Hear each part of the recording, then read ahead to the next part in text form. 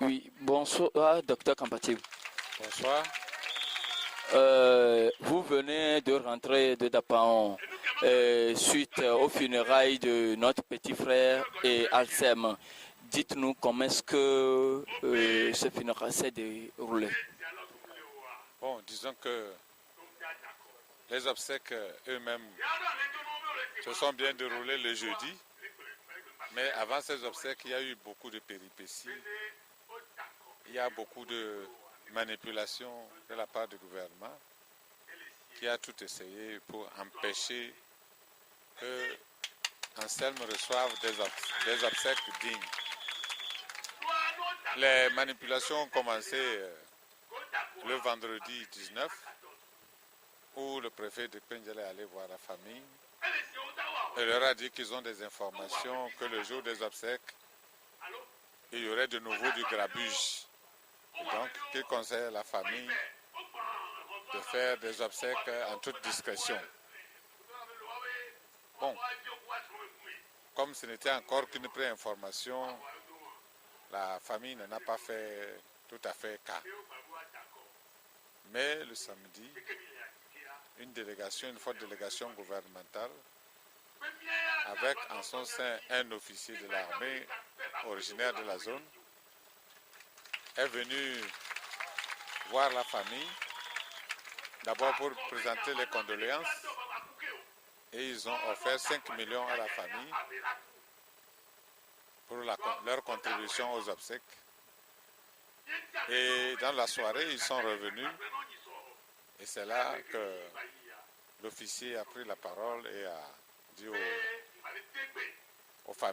à la famille qu'ils sont envoyés par le président de la République, qui leur demande d'enterrer dans la clandestinité Anselme le lundi à 30 km de la ville de Dapon. Alors pendant que se déroulait cette réunion où les parents étaient déjà pratiquement, ils ont accepté puisqu'ils ont reçu l'argent, un membre de la famille m'a appelé dans la nuit et m'a fait cas de cette décision que lui désapprouvait. J'ai à mon tour appelé le père pour vérifier l'information. Le père m'a dit qu'effectivement il venait d'accepter ça, il venait de recevoir cette délégation et que la décision était déjà prise et qu'ils vont réellement enterrer l'enfant le lundi matin. Je lui ai conseillé de ne pas faire les choses dans la précipitation, mais d'aller le lendemain voir le curé pour qu'ils en discutent.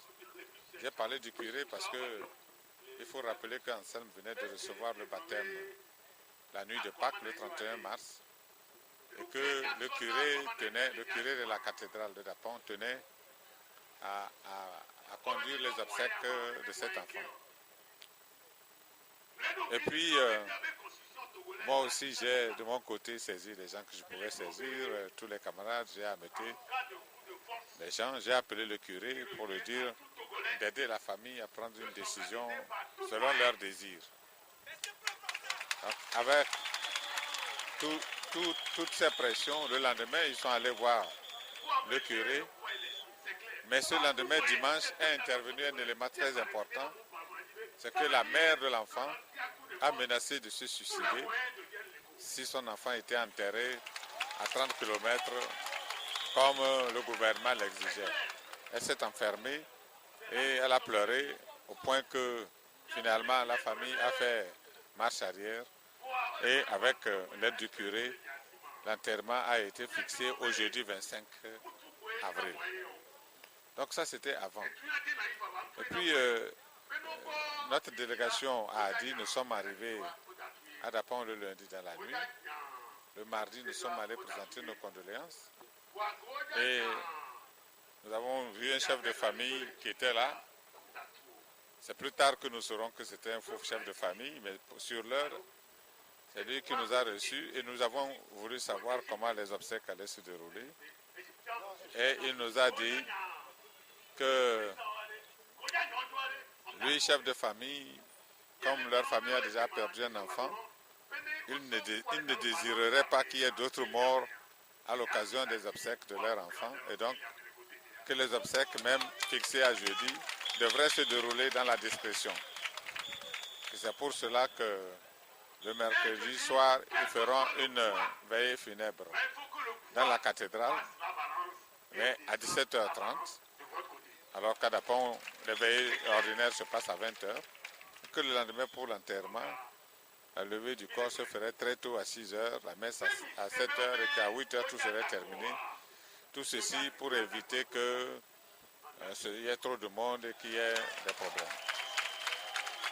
Alors, et il a ajouté qu'il n'y aurait pas d'oraison funèbre et que ceux qui avaient quelque chose à dire, il fallait qu'ils se préparent à le dire à la cathédrale durant la veillée. Bon, nous, on les a remerciés. Nous avons dit que nous, à dire, on n'avait pas d'oraison, mais qu'il se peut que les élèves ou que certainement la STT qui était en route ait des oraisons et que nous ne savons pas s'ils arriveront à temps pour faire cette oraison à la cathédrale comme le préconise la famille. Bien, sorti de là, j'en ai parlé avec le préfet, j'en ai parlé avec le curé de la cathédrale en ce qui concerne les oraisons funèbres que les parents proposaient d'avoir à la cathédrale lors de la veillée.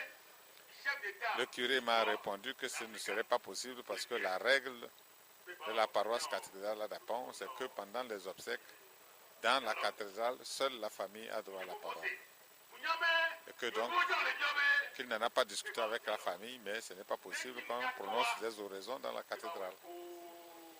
J'ai alors saisi l'oncle et je lui ai expliqué que le curé n'est pas disposé à laisser les gens parler dans la cathédrale et qu'il s'arrange pour qu'au lever du corps, les oraisons funèbres puissent se faire. Il a acquiescé et en principe, c'est ce qui a été fait. Donc, le mercredi, nous sommes allés à la veillée funèbre à 17h30, 18h. La cathédrale était clairsemée parce que les gens n'étaient pas habitués à cet horaire. Et c'est vers 20h, quand la veillée était finie déjà à 19h30, que la foule de Dapon arrivait pour la veillée.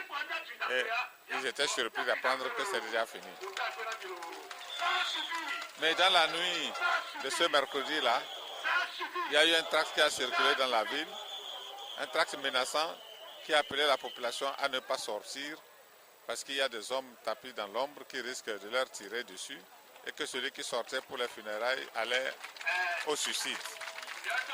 C'est le matin, au moment de la levée du corps, que j'ai découvert ce tract.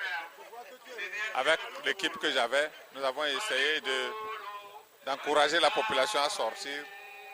Je suis allé à une radio pour annoncer que c'était un faux tract. On a vu les élèves qui ont appelé les leurs, on a envoyé des SMS et nous estimons que c'est cet appel à la radio en direct qui a finalement encouragé les gens à sortir et Anselme a eu droit à une longue file de gens, à une grande population qui est sortie lui rendre hommage. Ce que ne désirait pas le gouvernement, pour des raisons que j'ignore, il ne souhaitait pas que cet enfant soit enterré avec tous les honneurs. Voilà ce qui est du côté de l'enterrement d'Anselme.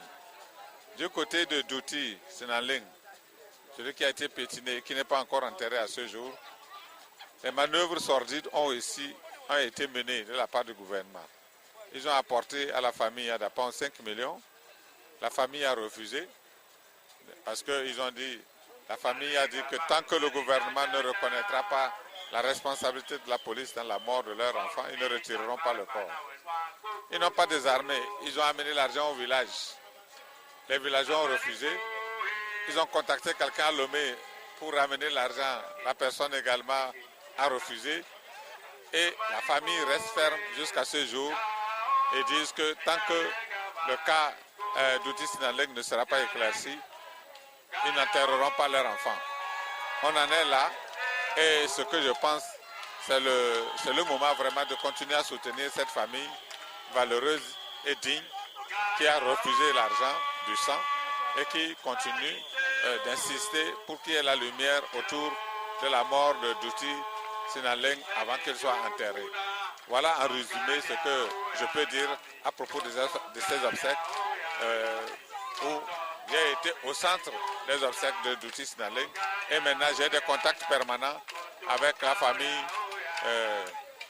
J'ai assisté aux obsèques de Anselme et maintenant je suis en contact permanent avec la famille de Douti Sinaleng pour savoir ce qui se passera par la suite.